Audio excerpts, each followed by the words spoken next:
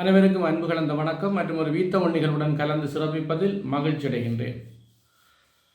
அன்பு தமிழ் சொந்தங்களே, யாழ்ப்பாணத்திலே உள்ள செம்மணி புதைகுழி அங்கே அணையா வழக்கு போராட்டம் எங்களுடைய தமிழ் மக்கள் முன்னெடுத்திருந்தார்கள். அங்கே பல்வேறு அதாவது வயது கணக்கில்லாமல் குழந்தைகள் உட்பட இளம் பெண்கள் உட்பட பலரை ஸ்ரீலங்காவினுடைய இராணுவம் ஒட்டுக்குழுக்களின் துணையுடன் அவர்களை கடத்தி கற்பழித்து சித்திரவதை செய்து புதைத்திருக்கின்றார்கள்.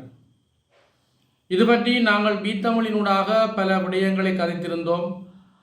செம்மணியில் இப்படி புதைகுழி இருப்பதாகவும் அது பற்றிய ஒரு புதைகுழி ஆய்வினை யாராவது செய்யக்கூடும் என்ற எண்ணத்திலே அங்கே புதைக்கப்பட்டவர்களை அவசர அவசரமாக எடுத்து அதற்கு அருகிலே உள்ள இடங்களிலே எல்லாம் புதைத்திருக்க வாய்ப்பு இருக்கின்றது. ஏனென்றால் 7 அடி 8 அடி 2 அடி என்ற அளவு கணக்கிலே ஒரு மனித எச்சத்தினை, ஒரு இறந்த மனிதனை எத்தனை அடியிலே புதைக்க வேண்டும் என்ற எண்ணப்பாங்கு கூட இல்லாமல் அவசரமாக அவர்கள் புதைத்திருக்கின்றார்கள்.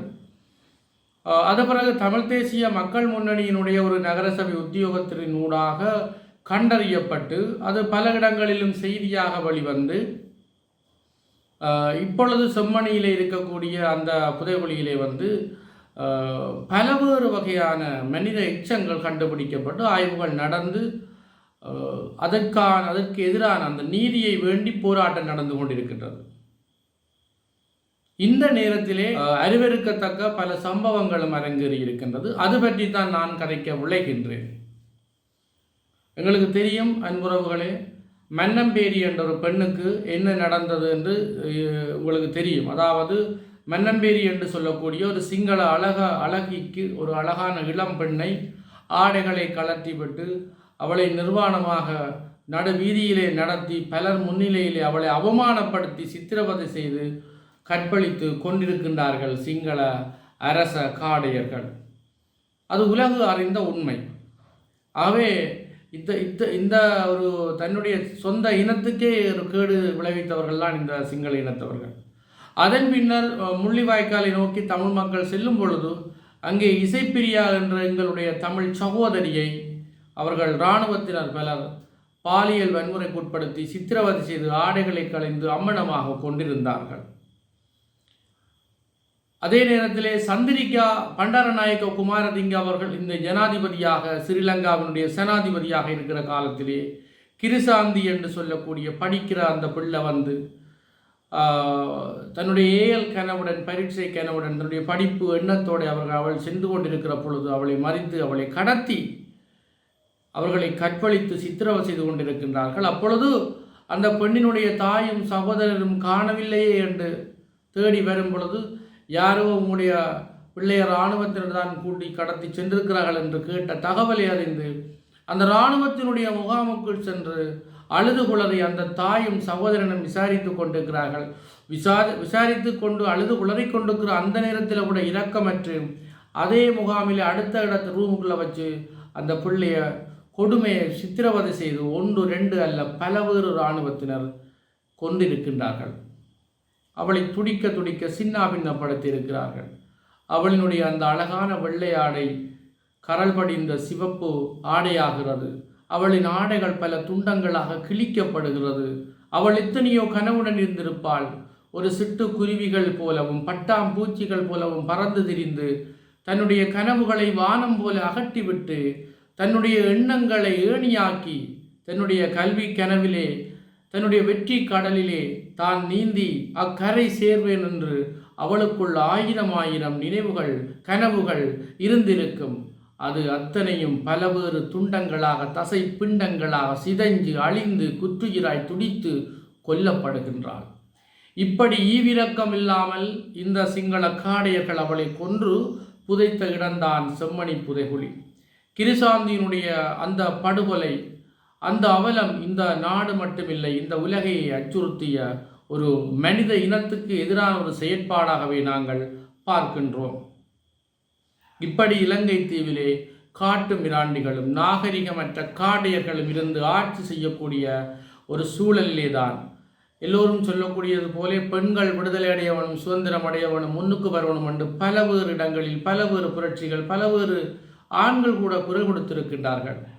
இலங்கையிலே ஒரு ஜனாதிபதியாக இருந்த சந்திரிக்க பண்டாரநாயக்க குமரதுங்க என்ற அந்த அந்த அரக்கி ஜனாதிபதியாக இருந்த காலத்திலே தான் யாழ்ப்பாணத்திலே பல்லாயிரக்கணக்கான பெண்கள் விதவையானார்கள். அப்பொழுது அந்த பெண்களினுடைய கணவரை அல்லது அவருடைய அண்ணன் தம்பிமாரை கடத்தி கொன்றே கொலை செய்தார்கள், சித்திரவதை செய்தார்கள்.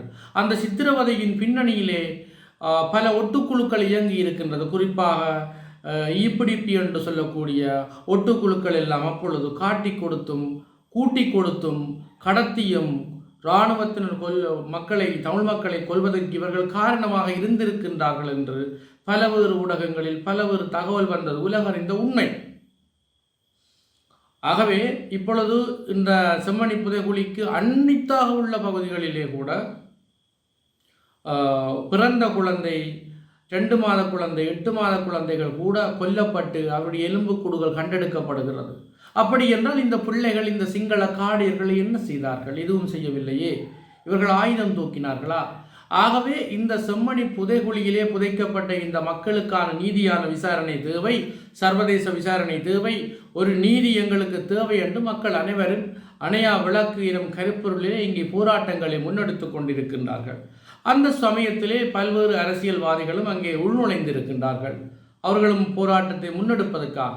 இப்பொழுது தமிழரசு கட்சியினுடைய மூத்த ஒரு தலைவராக கருதப்படுகின்ற ஒரு முதிய அரசியல்வாதியாக கருதப்படுகின்ற CVK சிவஞானம் என்றவர் அதற்குள் நுழையும் பொழுது அவரை அடியாத ஒரு குறையாக அவர்களை அடித்து நொறுக்கி இருக்க வேண்டும். ஆனால் அங்கே உள்ளவர்கள் டக்ளஸுடன் சேர்ந்து கூட்டு சேர்ந்து ஈப்பிடிப்பி ஒட்டுக்குடன் சேர்ந்து காட்டி கொடுத்தல் கடத்தல்களில் ஈடுபட்ட நீ எல்லாம் இங்கே வரப்போறியான்னு சொல்லி அவரை கலைத்திருக்கின்றார்கள்.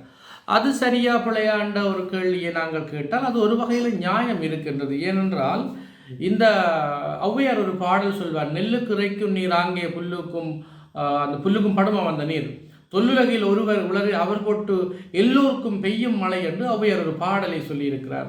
நாங்கள் நெல்லுக்கண்டு நீரை இறைக்கும் பொழுது அங்கே உள்ள புல்லுகளுக்கும் கொஞ்சம் அந்த நீர் போகும் என்று சொல்லப்படுகிறது. ஆனால் இந்த புல்லுகள் பாவம் பண்ணிட்டு விட்டால் புல்லு பெருசாக வளர்ந்து நெல்லை வளராமல் விட்டுடும், வளர விடாமல் செய்திடும். அப்போ நாங்கள் புல்லை பிடுங்க வேணும்.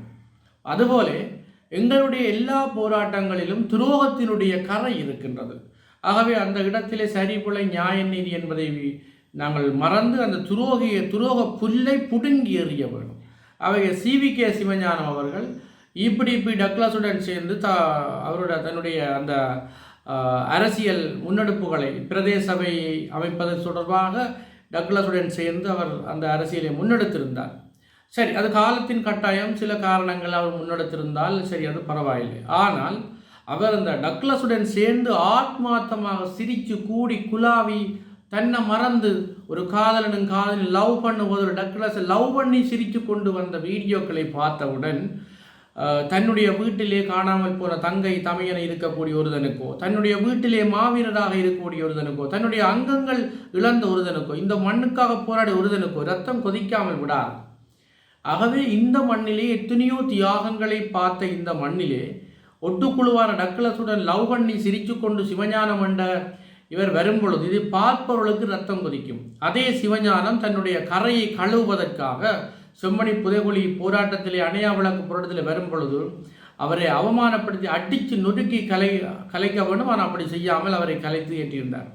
இவரும் பாவம் தப்பினேன் பிழைச்சிருந்து ஓடிவிட்டார். இது உண்மையிலேயே இதில் பிழை நாங்கள் சொல்ல முடியாது.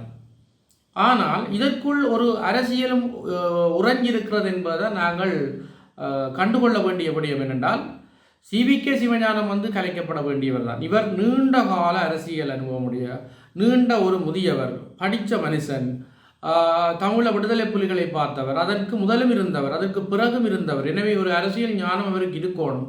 அப்படி இருந்து கொண்டும் துரோகம் செய்தது மாத்திரமில்லாமல் பல்லக்காட்டி இழித்து டக்ளஸோடு சேர்ந்து சிரித்ததாலே இவரை அடித்து கலைச்சிருக்கத்தான் வேணும். ஆனால் அப்படி அவர்கள் செய்யவில்லை.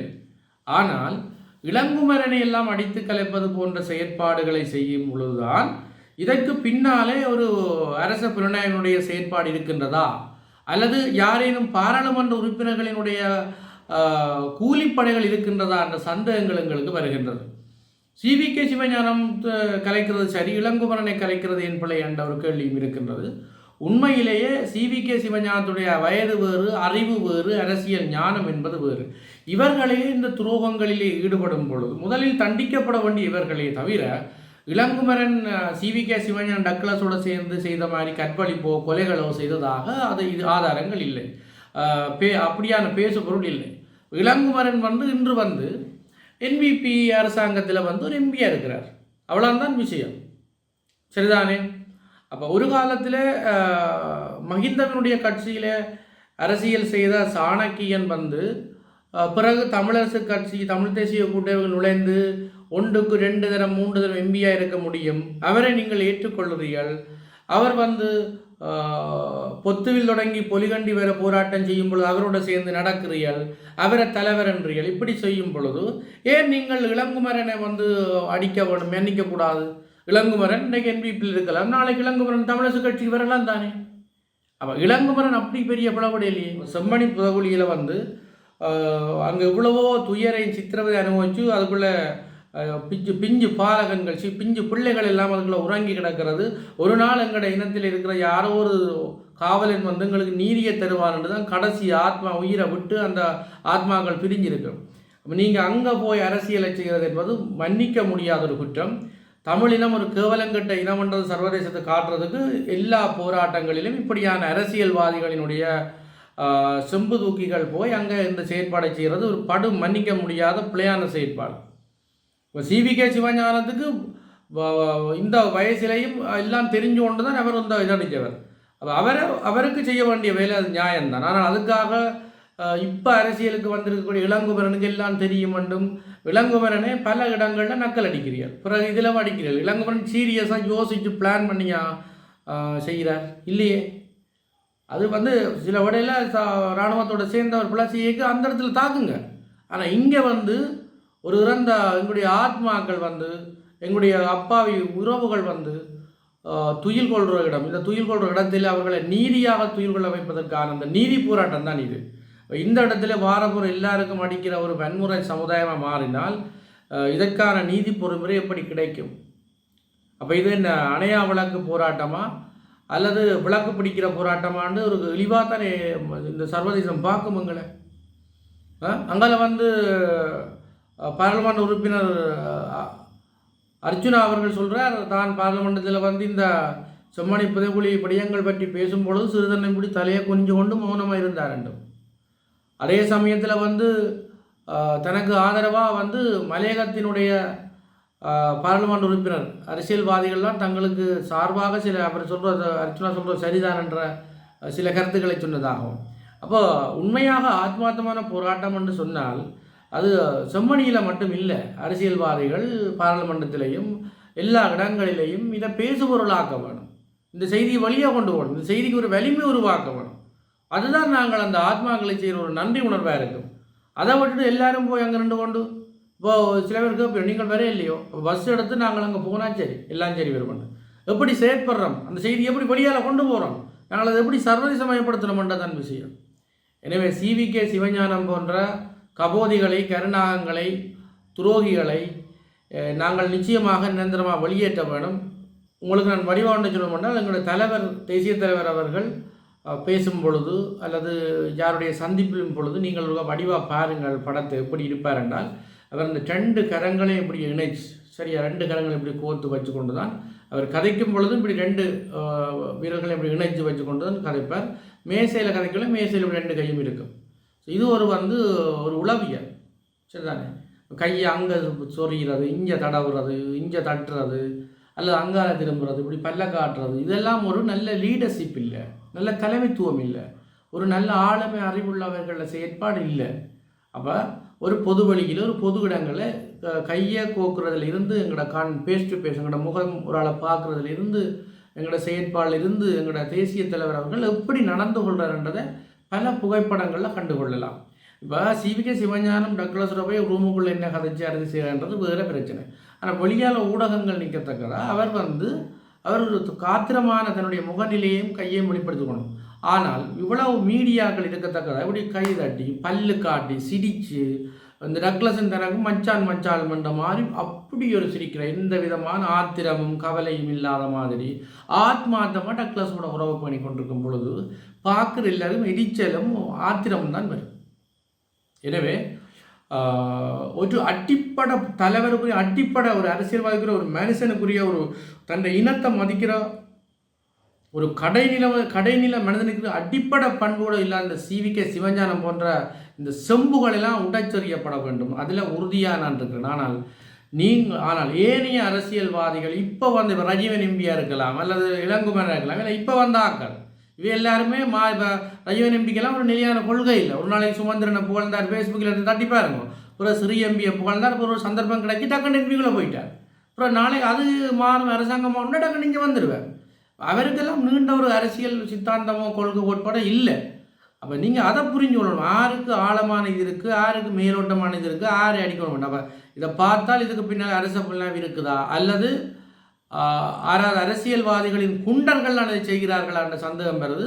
அந்த அங்கே இருக்கக்கூடிய குரல் கொடுத்து ஆர்ப்பாட்டம் செய்த அவர்களை பார்க்கும் பொழுது அதில் அதிகமானவர்கள் கிளிநொச்சியாகவும் இருக்கின்றார்கள். எனவே இனியாவது தமிழ் மக்கள் சார்ந்த இந்த போராட்டங்களிலே, மக்களுக்கான கண்ணீர் நிறைந்த போராட்டங்களிலே உங்களுடைய வாக்கு வங்கி அதிகரிப்பான அரசியலை செய்யாதீர்கள். அந்த ஆத்மாக்கள் உங்களை மன்னிக்காது. ஏழை அழுத கண்ணீர் கூறிய வாளுக்கு ஒப்பாகும் என்று சொல்வார்கள். அதுபோல இந்த ஆத்மாக்களுடையும் இந்த மக்களுடையும் ஏழைகளுடையும் விளையாடுறவர்களுக்கு தண்டனை நிச்சயம். சில பேர் கொஞ்சம் லேட்டாக கிடைக்கும், அவ்வளோதான். தண்டனை நிச்சயம். இனியாவது அறத்தின் வழி செல்லுங்கள். ஏனென்றால் நாங்கள் ஒரு உயர்ந்த விழுமிய மாண்புக்குரிய ஒரு தமிழினம், மக்களினம். ஒரு இனத்துக்காக ஒருதன் தன்னுடைய உடல் தசை எல்லாத்தையும் வெடித்து சிறு துண்டங்களாக, அதாவது கண்ணால் பார்க்க முடியாத அளவுக்கு வெடித்து சிதறது, நான் சிதறியாவது என்னுடைய இனத்தை வந்து விடுதலையை செய்யணும் என்று யோசிக்கிற ஒரு இனம் என்றால் அது தமிழினம்தான். ஒரு துளி தண்ணியனும் குடிக்காமல் நான் இந்த ஆவி கொஞ்சம் கொஞ்சமாக போய் நான் இந்த வாழ்க்கையே இளமையே எல்லாத்தையும் இழந்து இந்த இனத்தை நான் நிம்மதியாக சுதந்திரமாக வாழ வைக்கணும் என்று யோசிக்கிற ஒரு இனம் எதுன்னு கேட்டால் அது தமிழினம்தான். அப்படியான தியாகங்கள் எல்லாத்தையும் வந்து இப்படி போய் நின்று கொச்சப்படுத்தார்கள் தயவு செய்து. ஆகவே நான் இறுதியாக சொல்லிக்கொள்கிறேன், இப்படியான ஆத்மாக்களினுடைய அழுகைகள் நிறைந்த இடங்களிலே நீங்கள் அரசியல் செய்வதை முதலில் நிறுத்துங்கள் என்று கூறி, வீழ்வது யாராகினும் எழுவது தமிழாகட்டும். நன்றி, வணக்கம்.